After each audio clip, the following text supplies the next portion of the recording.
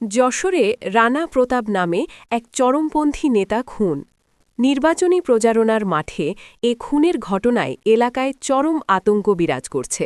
ইমরুল ইসলাম ইমনের পাঠানো তথ্যচিত্রে বিস্তারিত। যশোরের মনিরামপুরের পল্লীতে রানা প্রতাপ বৈরাগী নামে এক চরমপন্থী নেতা খুন হয়েছেন। সন্ধ্যা ৫:৩০টার দিকে উপজেলার কপালিয়া বাজার এলাকায় দুর্বৃত্তরা তাকে গুলি করে হত্যা করে। নিহত রানা প্রতাপ জেলার কেশবপুর উপজেলার আড়ুয়া গ্রামের তুষারকান্তি বৈরাগীর ছেলে। কপালিয়া বাজারে তার একটি মাছের বরফ তৈরির কারখানা আছে। এলাকায় তিনি চরমপন্থী নেতা নামে দীর্ঘদিন ধরে পরিচিত। তিনি জেলার অভয়ানগর উপজেলার নোয়াপাড়ার সাবেক শ্রমিক নেতা অলিয়ার রহমান হত্যাকাণ্ডের চার্জশিটভুক্ত আসামি।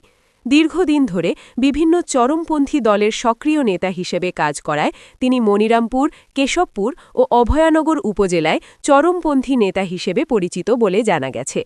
পুলিশ ও প্রত্যক্ষদর্শীরা জানায় ৫ জানুয়ারি সন্ধ্যা ৫:৩০টার দিকে দুর্বৃত্তরা একটি মোটরসাইকেল যোগে এসে রানার মাথায় একাধিক গুলি করে পালিয়ে যায়। এতে ঘটনাস্থলেই তার মৃত্যু হয়। স্থানীয়দের দেওয়া খবর পেয়ে মনিরামপুর থানা পুলিশ ঘটনাস্থল থেকে নিহতের মরদেহ উদ্ধার করেছে। তবে কী কারণে, কে বা কারা এই হত্যাকাণ্ড ঘটিয়েছে তা নিশ্চিত হওয়া যায়নি। এদিকে নির্বাচনের মধ্যে এ হত্যাকাণ্ডের ঘটনায় ওই এলাকায় চরম আতঙ্ক বিরাজ করছে।